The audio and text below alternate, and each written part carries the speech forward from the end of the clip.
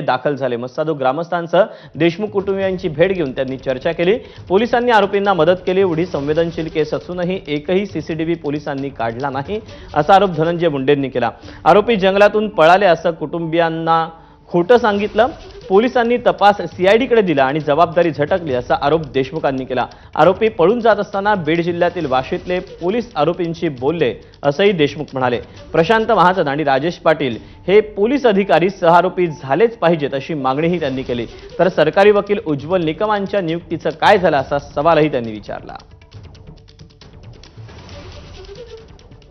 विश्वास संपला ना पोलीस नियंत्रणावरचा गोरगरिबाचा बिहा लागले तर काहीच नाही म्हणतात, काय खरं नाही म्हणते केस तालुक्यामध्ये। म्हणजे अशी मानसिकता झाली लोकांची, नकोच जायचं तिकडे। आधी तर हल्ला केलता की कृष्णा आरोपी कृष्णा जो आंधळे आहे त्याच्या मित्र आहेत जवळचे, समज की कृष्णा आंधळे म्हणजे लय मोठा कुख्यात गुंड आहे। तेव्हा आज बी पोलिसांचा चकमा देतो। पहिले बी 1.5 वर्ष त्यांनी पोलिसाला 307 करून चकमा दिला। अजून बी यांना चकमा आहे तो ऑफिस मध्ये बसतोय की अजून बी फरार राहू शकतो। मग ह्यांचं तर आरोपी जर नाही धरला यांनी पोलीस प्रशासनाने किंवा एसआयटी सीआयडीने तर अजून यांचं मनोबल वाढायला लागलं बाकीच्याच। किंवा जर अटक करून मागे टाकला असता यांच्या बरोबर तर हे म्हणजे जे ह्याच्यावर जो कोयत्याचा वार झाला कृष्णा आंधळेचे कार्यकर्ते त्याचा वाढदिवस होता, वाढदिवसाचे ते थिएटर ठेवलं आणि दुसऱ्या दिवशी त्या मोहित्यावर वार केली त्यांनी।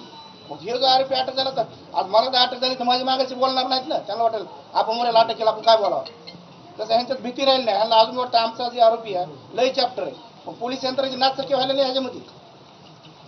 एक आरोपीला असा कोणता लय दाऊद फुलच्या टोळीतला का काय कसं यांना इतर आरोपीला अपमान ती काही राहिले नाही। फक्त एका समाजाचं काम करायचं, फक्त त्याच्यामध्ये त्यांना फार मोठेपण, दुसरं काही नाही। गोरगरीब बिहा लागले त्यांना हे सुद्धा करायला म्हणते त्यांचं काय होईना एवढं म्हणतात। गरीब उलट नाही, मोठे मोठे माणसं कोणी समोर येत नाही।